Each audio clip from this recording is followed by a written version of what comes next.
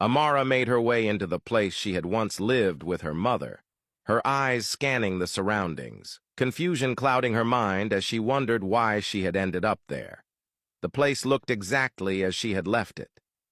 Her gaze drifted toward the small house they had once called home, and she noticed the door was open. Her heart raced, a surge of hope and fear clashing within her, imagining her mother might be inside. Without thinking, she rushed toward the house, moving slowly and cautiously as she stepped inside. The interior was identical to how she remembered it. Every piece of furniture was arranged exactly the same, familiar and comforting. For a brief moment, her heart felt light, flattered by the sense of being home again. Then she looked toward the small kitchen and saw her mother standing there, cooking. Amara froze, speechless. Her mother had died. How could she be here, alive, healthy, smiling just as she remembered? Compelled by disbelief and joy, she immediately called out and rushed forward, throwing herself into her mother's arms. The hug was real. Her mother's warmth, her scent, her embrace. It all felt painfully authentic. Tears of happiness streamed down Amara's cheeks as she clung tightly, whispering that she had thought her mother was gone, that she had never imagined seeing her again. Her mother smiled warmly, wiping away Amara's tears, radiating the same love and calm she had always known. Amara threw herself into her arms again, pleading that she never leave her, that they could start over, that she wanted to stay with her forever. Life had been unbearably hard without her. Her mother gently touched Amara's face, calling her her baby, telling her that she had missed her, that she was proud of the woman she had become. She reminded Amara that she was not alone, that she had people like Liwei who loved her and protected her. Amara smiled through her tears, affirming that liwei was indeed good to her, the best person she had ever met. But a shadow of fear crossed her expression. She confessed that she was afraid, that liwei was doing something dangerous, and that she feared she might never see him again. Something was going to happen to him. Her mother moved closer, holding her hands, and spoke with the quiet authority of someone who understood fate.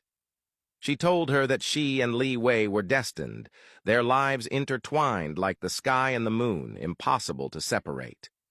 Her expression became serious as she instructed Amara to trust liwei, to be patient, to control her emotions and her actions. If she failed, it would affect both of them. Amara's eyes filled with concern, almost in tears as she asked what her mother meant. She could not bear the thought of anything happening to him.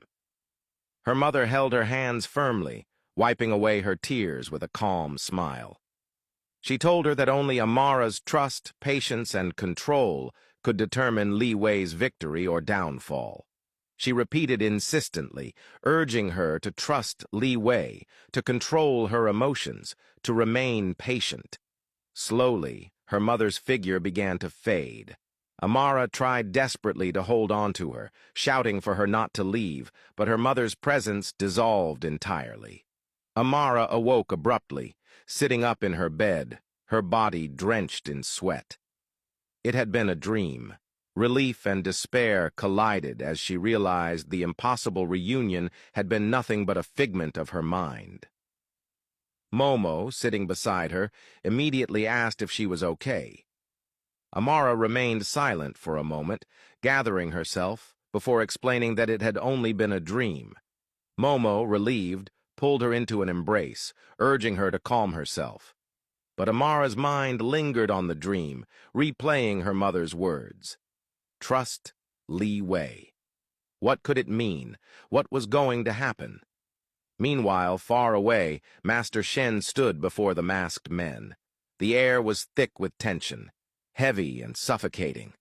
Their gazes locked in silence until the masked man spoke, his voice sharp and authoritative. He reminded Master Shen that he had been ordered to train liwei, to sharpen him into a weapon, to teach him manipulation and deception, to strip him of emotion and mold him into the most ruthless, fearless person. Yet he had failed. Master Shen raised his gaze slowly, steady and measured, responding that he had done just that.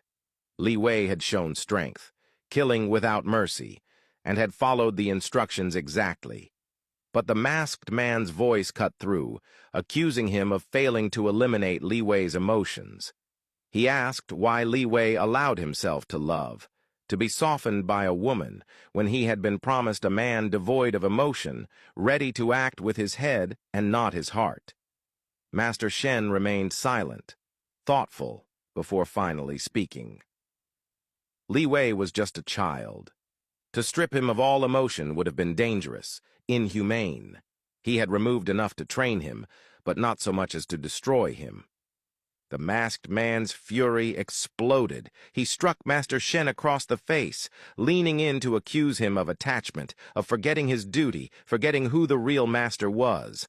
Master Shen did not flinch. His gaze held firm, ready for what was to come. Glancing at the CCTV monitors, Master Shen noticed Liwei approaching. Panic surged through him. The realization struck that Liwei might discover everything. The masked man, returning to his seat, straightened his posture and declared it was time to reveal himself fully, to end the cat-and-mouse game, to give Liwei the surprise of his life. Master Shen's chest tightened as the sound of footsteps drew nearer. Liwei and Wubin approached the door, closer with every heartbeat. The inevitability pressed down on him.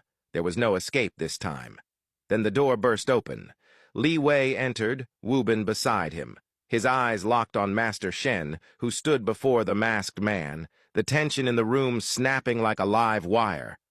The moment hung suspended, every secret, every hidden truth, every warning about to collide in the air between them.